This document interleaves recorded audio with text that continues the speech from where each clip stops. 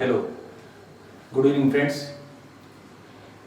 Today we are going to learn BA third year semester 6th prescribed course poem Stay Calm written by Granville Kaiser.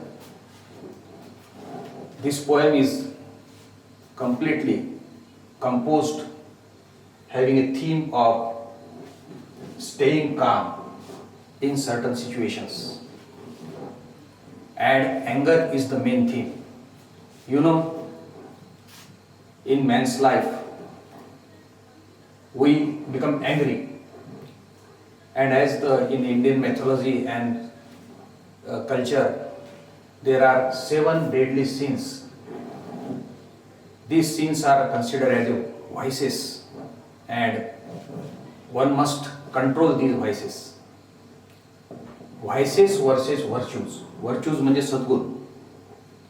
If man controls his vices or neglects all vices, removes all vices, he becomes a saint, godly creatures. देवत्व, महामानव बन जाता हो, सद्गुणी मौला बन जाता हो. So, as you know, आप TV पर भी देखते हो, तेज चैनल पर देखते हो, तो पंडित शैलेंद्र पांडे कहते हैं कि क्रोध पर नियंत्रण करो, क्रोध पर ध्यान दो, क्रोध पर नियंत्रण करो, आपका भाग्य बढ़िया बनेगा. In so many serials, in so many pictures, this anger is the greatest man's enemy, deadly sin. You know, you must have seen some Indian films, Bollywood films, Singham. In Singham, आता माझी सटकली, मला राग येतोय, राग, that anger. Let's take a look at 7 deadly sins. 7 शत्रू आहे माणसांचे. These are the 7 sins. Pride is the first thing. Pride means garma, abhiman, ahankar. Envy means घृणा, मत्सर, हेवा. Jealousy, envy. Wrath means very big anger. क्रोध, गुस्सा, राग, संताप, मनस्ताप. And we will focus on this sin. Sloth, आलस्य, laziness, avarice, भाव, लोभ, लालसा. Then there is gluttony, खादाड़, Bakasur, खाते रहता है. And lastly, lust is the 7th deadly sin, vice. कामेच्छा, विषय वासना, लैंगिक भावना, स्ट्रॉन्ग सेक्सुअल डिजायर. और यही कारण है विनाश का. इंसान नहीं रहता जब ये पूरे वाइसेस उसके अंदर आ जाते हैं. वो हैवान बन जाता है, हैवानियत की तरफ झुकता है. कई माइथोलॉजी में ऐसा दिखाया गया है कि क्रोध विनाश का कारण हुआ. महाभारत देखो, रामायण देखो, रावण का जो क्रोध रहता, पूरे 7 deadly sins exist in his bodies and mind and soul. So it brings the disaster in life. आपको पता होगा कि जितने भी बुजुर्ग हैं वो कहते हैं कि क्रोध पर नियंत्रण करना चाहिए. जितने भी सेंट्स हैं, जितने भी महामानव हैं, उनका कहना है. In Indian mythology, Lord Shiva used to open his third eye when he became angry and furious, and he destroys his opponent and enemy with his powerful anger, fire. I hope that while studying and looking at this online video, you have a textbook with you. You listen and you can look at the textbook for the better understanding of the poem. You know, my videos are meant for Maharashtrian students, especially Sant Gadgil Amravati University affiliated college, Indira Bhimike Mahila Mahavidyalaya. That's why I am using a translation method for your convenience as per the demand of the students.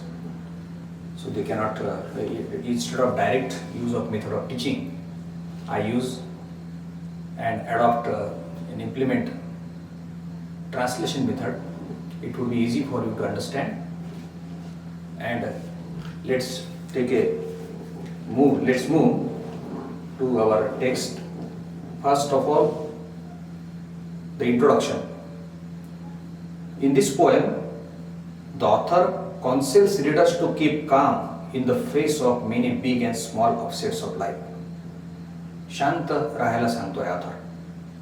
जीवनामध्ये किती upsets आले, upsets of life म्हणजे disorders, उलथापालथ, खलबली, बेचैनी किंवा वेगवेगळ्या प्रकारचे भांडणं, त्याला अपसेट्स ऑफ लाईफ होतं. अपसेट्स किती अन्याय झाले, अत्याचार झाले किंवा काही झालं, गोंधळ झाला, उलथापालथ झाली, तरी शांत राहण्याचं माणूस हा ऑथर सांगतोय आणि तो वाचकांना एक सल्ला देतोय. स्टेटिंग that A tranquil temperament is the most potent weapon one can have against adversity.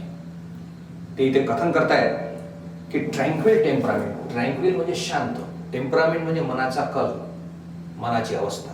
शांत मनाची अवस्था असेल तर कितीही प्रतिकूल परिस्थिती आली, ॲडव्हर्सिटी म्हणजे प्रतिकूल परिस्थिती, तर शांतता, शांत मनाची शांतता हे एक चांगलं शस्त्र, पोटेंट विपन म्हणजे फार प्रमुख अस्त्र किंवा शस्त्र, मुख्य शस्त्र राहील की अशा प्रतिकूल परिस्थितीवर आपल्याला मात करता येईल. शांत राहणे फार महत्त्वाचं आहे. या ठिकाणी हे पहिल्याच याच्यामध्ये त्यांनी इंट्रोडक्टरी रिमार्कमध्ये दिलेलं आहे. these lines are textual lines. And now moving to our poem, it's on the page number 84. When you feel like saying something that you know you will regret. जेव्हा तुम्हाला वाटते काहीतरी बोलावं, असं वाटते काहीतरी बोलावं, that you no you will regret, पण बोलून नंतर जर पश्चाताप होत असेल, बोलून नंतर जर मनस्ताप होत असेल, पश्चातापाची वेळ येणार असली तर, दुसऱ्या लाईनमध्ये तो म्हणतो सॉरी, और keenly feel an insult not quite easy to forget. परंतु बोलल्यानंतर मग तुमचा अपमान होणार असेल आणि तो अपमान तुम्ही विसरणार नसाल तर मग काय करावं याच्याबद्दल. That's time to curb resentment and maintain a peace, mental peace. तिथेच एक वेळ आलेली आहे की ज्या ठिकाणी तुम्हाला मनाची शांतता राखावी लागेल, मनाचा संयम राहावा लागेल, धीर ठेवावा लागेल, संयम ठेवावा लागेल, मनाचा बॅलन्स ठेवावा लागेल. जर तुम्हाला बोलून पश्चाताप होण्याची वेळ आली असेल किंवा राग येण्याची वेळ असेल, नंतर मग पश्चाताप करण्यापेक्षा नॉट इझी टू फॉरगेट, जी तुम्ही विसरणार नाही असं, that is the time to curb resentment. Curb means control, resentment means अँगर, संताप, उद्वेग, राग. This is the first stanza. Now another lines comes here. For when your mind is tranquil, all your ill thoughts simply cease. तुमचं मन शांत असेल, for म्हणजे because. If your mind is in silence, if your mind is काम, tranquil, all the ill thoughts, all the bad thoughts that arise in your mind will automatically stop. It will not generate, it will not rise in your mind. So for that purpose, you have to keep cool, stay calm. If you stay calm, if your temperament is tranquil, if you are cool, then there is no ill thought generate or born in your mind. This was the line, thoughtful lines, power, thought-packed lines are, isn't it? It is easy to be angry when defrauded or defied. Defrauded म्हणजे फसवणे, cheat, फसवले जाणे. डिफाईड म्हणजे लुटल्या जाणे, लुटले जाणे, लुटल्यानंतर angry होणे साहजिक आहे, मानवी गुणधर्म आहे, मानवी स्वभाव आहे की तुम्ही लुटले गेले, तुम्ही नागवले गेले, तुम्ही फसवले गेले तर तुम्हाला कधी ना कधी राग येणार. परंतु काय म्हणतो लेखक, To be peeved and disappointed if your wishes are denied. तुम्ही it's natural to be annoyed, irritated when you are being cheated by someone. You have been deceived by somebody else. You become angry, you become peeved, you become very very disturbed. Your wishes denied. तुमच्या इच्छा पूर्ण झाल्या, इच्छेविरुद्ध काही नकार दिले. Deny म्हणजे नकार करणे. There is another word, words after word, difficult words and difficult words you have to find the similar meanings, and with the help of dictionaries or with the help of guide or any material you can refer these.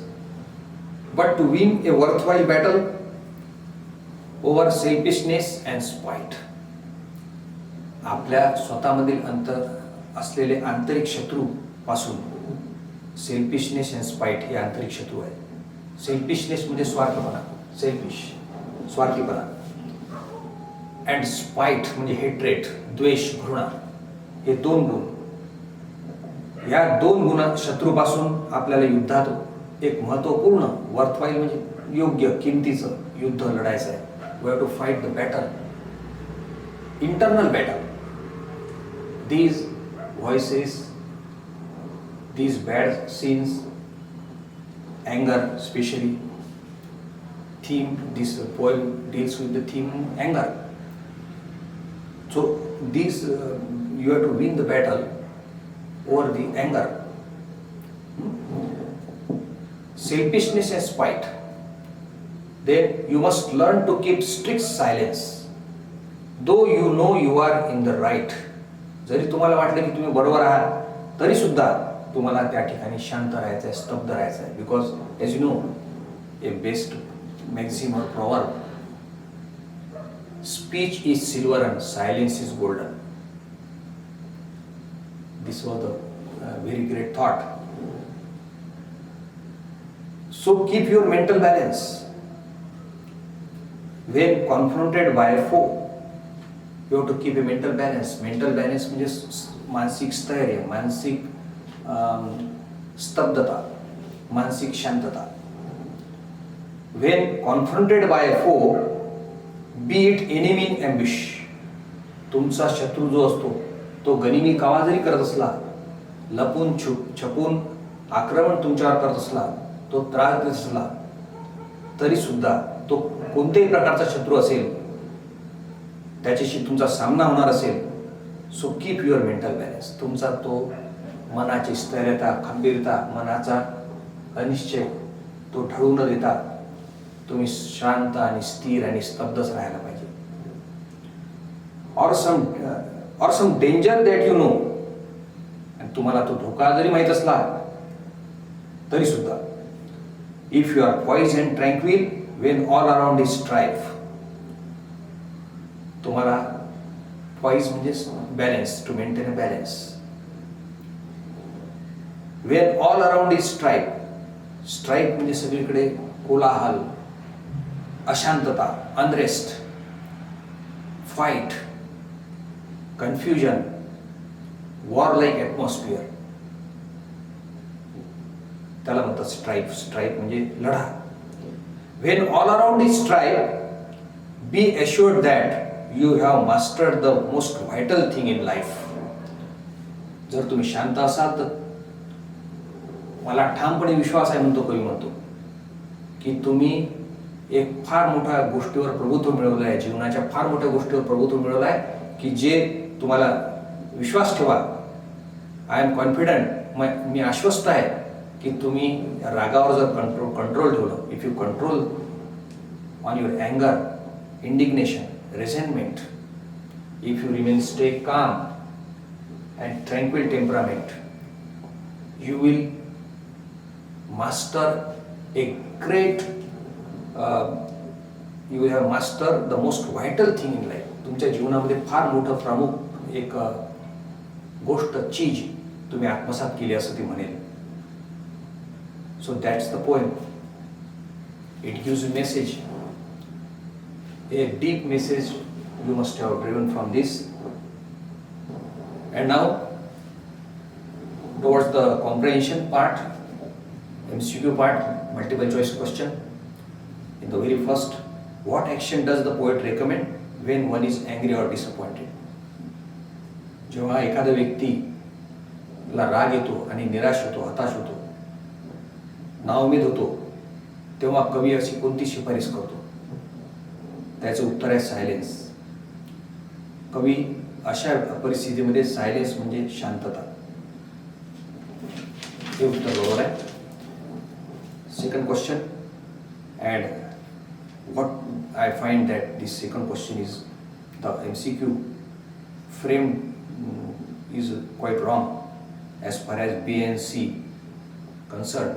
B and C, the answer is partially right and partially wrong. What is the poet's suggestion for stopping bad thoughts? वाईट विचार थांबवण्याकरता कवीने काय सूचित केलेलं आहे, सल्ला दिलेला आहे? याचं उत्तर आहे C, calming one's mind. This is probably the right answer. There is another answer. It crosses you, keeping silent. But C, calming one's mind is almost 80% right.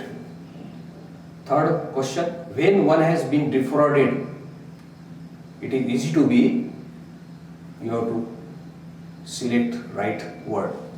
When one has been defrauded, it is easy to be poised. संयम राखायला पाहिजे, balance राखायला पाहिजे, तोल सांभाळून राखायला पाहिजे. दिस answer is right. जेव्हा एखादा माणूस डिफ्रॉडेड म्हणजे लुबाडणे, फसवणे, चीटेड अँड डिसिव्ह, हा उत्तर आहे. तर त्यांना पॉइज राहायला पाहिजे. Fourth one, according to poet what is the most vital thing in life? कवीच्या मतानुसार जीवनाचे सर्वोत्तम अशी कोणती चीज किंवा वस्तू आहे, कोणती गोष्ट आहे, कोणती गोष्ट असेल? याचं उत्तर आहे बी, पॉइज. हे सुद्धा पॉइज उत्तर आहे. पॉइज म्हणजे संयम, पॉइज म्हणजे बॅलन्स, स्थिरता. Fifth question, last question, what is the message of Kaiser's poem? कवेचा संदेश काय, क्लेसरचा संदेश काय या कवितेतून?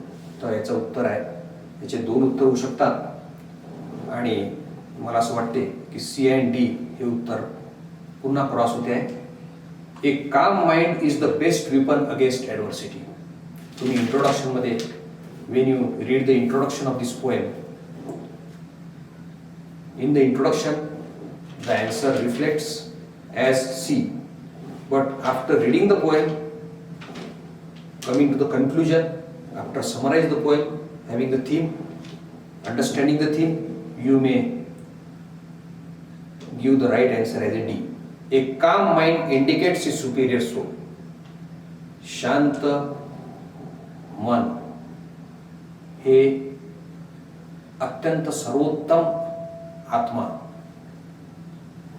दर्शवतो. इंडिकेट म्हणजे दर्शवतो. हे उत्तर बरोबर आहे, परंतु सी उत्तर, C is the proper exact answer. I think a calm mind is the best weapon against ॲडव्हर्सिटी.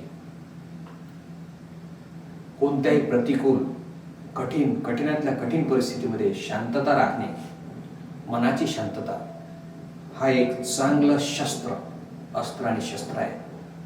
And this is probably the best theme, I think. This is the concluding lines. With this, I would be able to stop this today's lecture. Please watch my video number 3. Thank you very much.